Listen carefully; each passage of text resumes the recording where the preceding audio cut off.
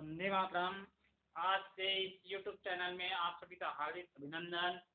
आज कक्षा छठवीं के गणित विषय के अध्याय 2 पर बात करने आ रहे हैं।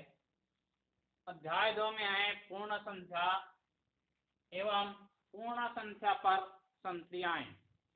ठीक है, अभी इससे पहले जो अध्याय 1 में पढ़े थे प्राकृतिक संख्या, अभी पढ़ने जा रहे हैं पूर्ण संख्या एवं पूर्ण संख्या पर संक्रियाएं।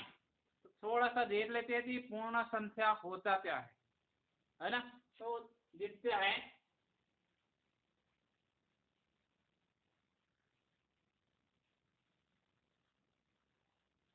पूर्ण संख्या, पूर्ण मतलब पूरा, पूर्ण मतलब पूरा संख्या। एक तो इंग्लिश में बोलते हैं होल नंबर। क्या बोलते हैं? Whole number.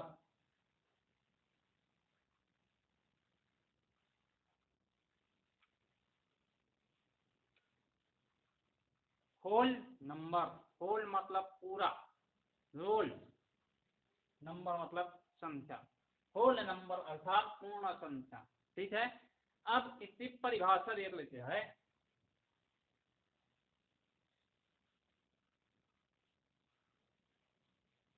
परिभाषा, जब गणना करने के लिए हम प्राकृतिक संख्या का उपयोग करते हैं, है ना, उसी प्रकार से इससे भी आए कि गणना करने के लिए प्रयोग में लाई जाने वाली संख्या में यदि शून्य सम्मिलित कर दिया जाए या शून्य शामिल कर देते हैं तो वह संख्या पूर्ण संख्या कहलाता है। अर्थात प्राकृतिक संख्या में शून्य शामिल कर देने पर प्राप्त संख्या को पूर्ण संख्या कहते हैं। ठीक है, चलिए देखते हैं।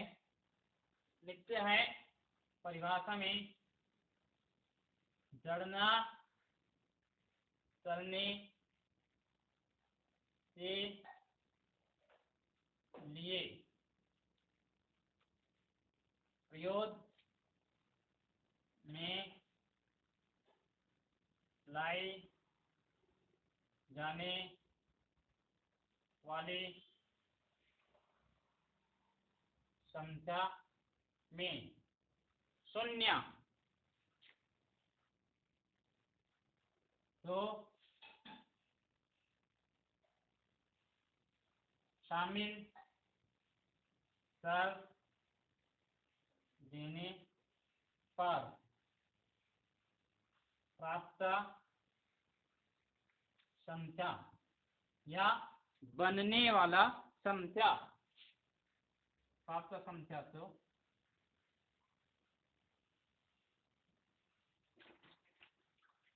पूर्ण संख्या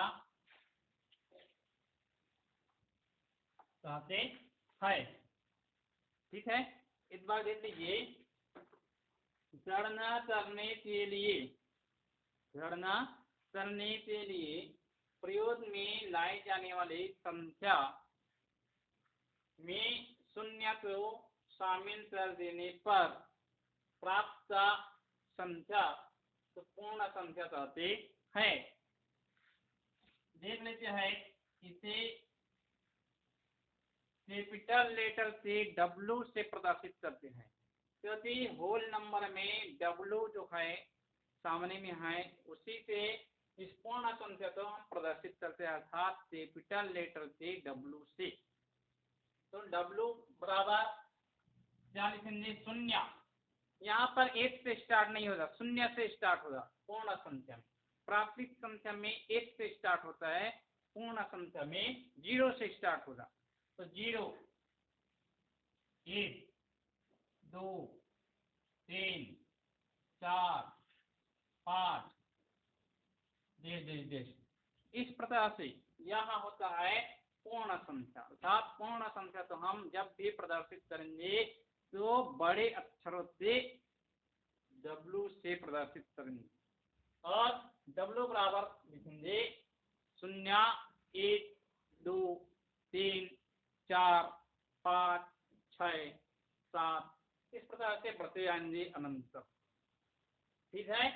इसमें भी हम देखेंगे कि सबसे छोटी पूर्ण संख्या, सबसे छोटी पूर्ण संख्या है ना, तो सबसे छोटी पूर्ण संख्या होता है शून्य, क्योंकि शून्य से यहाँ पर स्टार्ट हो रहा है, प्रारंभ हो रहा है, इसलिए शून्य होता है सबसे छोटी पूर्ण संख्या होती।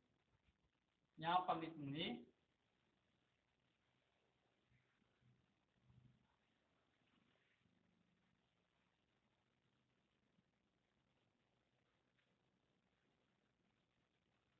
सबसे छोटी पूर्ण संख्या शून्य, और सबसे बड़ी पूर्ण संख्या ये भी हम बता नहीं सकते, यदि अपरिभाषित है, हम उस संख्या तक पहुंच नहीं सकते, अर्थात अनंत, वहाँ संख्या ज्ञात नहीं है, अज्ञात है।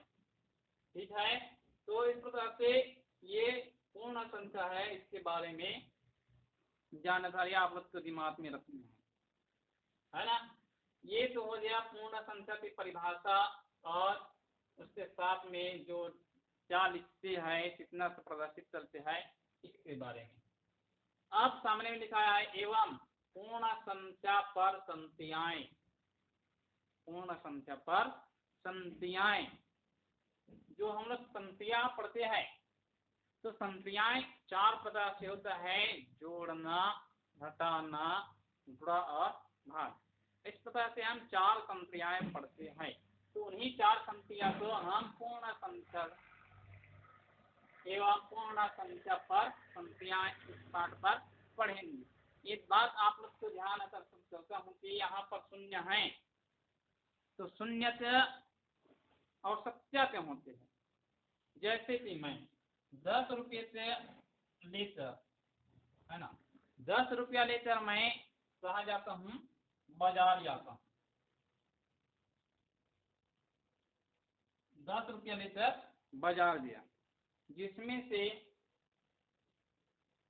5 रुपये से पेन और 5 रुपये से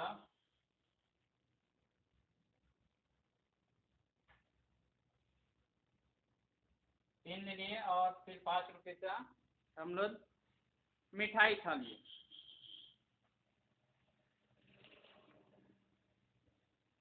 है ना, 5 रुपये का पेन ले लिया, 5 रुपये का मिठाई खा लिए।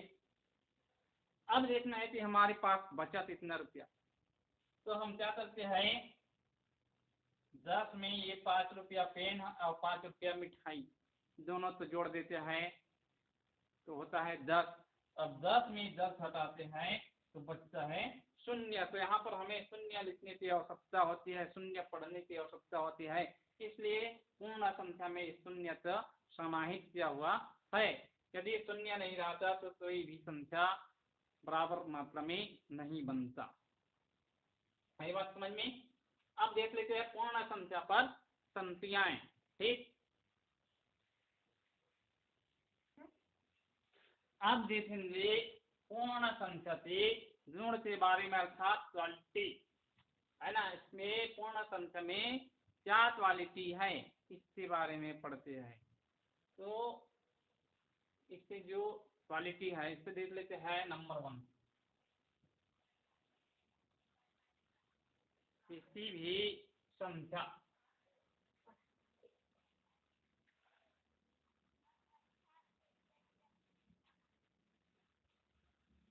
किसी भी संख्या में, है ना, किसी भी संख्या में शून्य जोड़ने पर, किसी भी संख्या में शून्य जोड़ने पर उसके मान में कोई परिवर्तन नहीं होता। पर मान में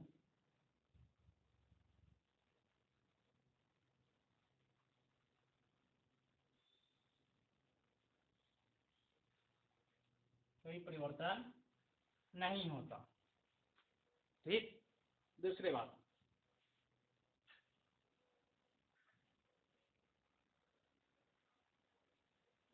किसी भी संख्या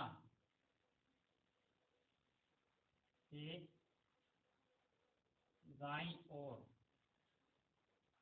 किसी भी संख्या से दाईं ओर,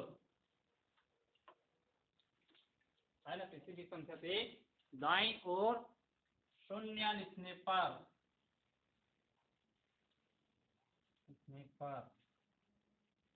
मान में परिवर्तन हो जाता है।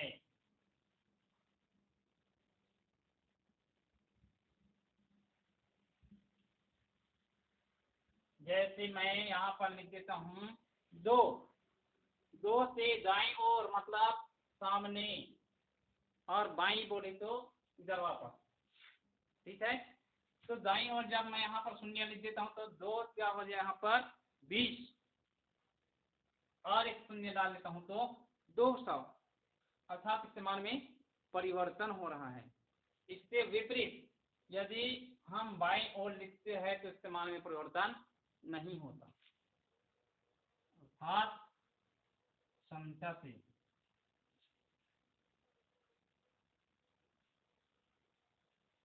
से बाईं ओर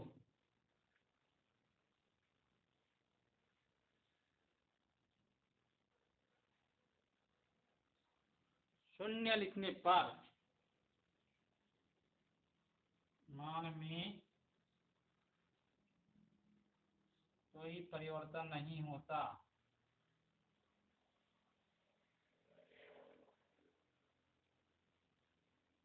जैसे यहाँ पर 2 है, 2 से मैं कौन साइड लिख रहा हूँ, बायां साइड, तो बायां साइड लिख देता हूँ तो यहाँ पर 2 ही होगा, इस्तेमाल में किसी भी प्रकार से परिवर्तन नहीं होगा। तो इस प्रकार से ये पूर्ण संख्या है। स्टार्टिंग में देख लीजिए, इसमें चाहे शून्य जोड़ने पर, जैसे 2 में मैं शून्य जोड़ दिया तो 2 ही हुआ, अर्थात इस्तेमाल में कोई परिवर्तन नहीं हुआ। ठीक उसी प्रकार से किसी भी संख्या में शून्यता प्राप्त करने पर, किसी भी संख्या में शून्यता प्राप्त करने पर शून्य प्राप्त होता है।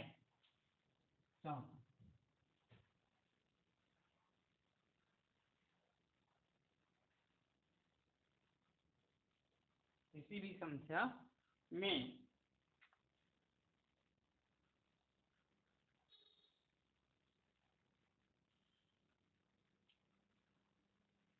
शून्यता प्राप्त करने पर,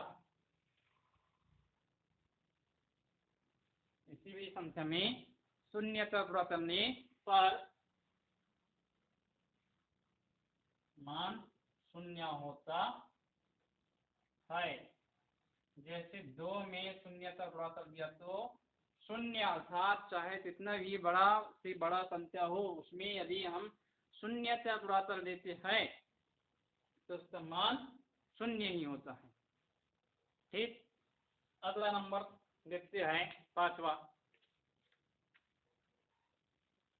अब आता है 5वां नंबर, किसी भी संख्या को शून्य से भाग देने पर मान अनंत प्राप्त होता है।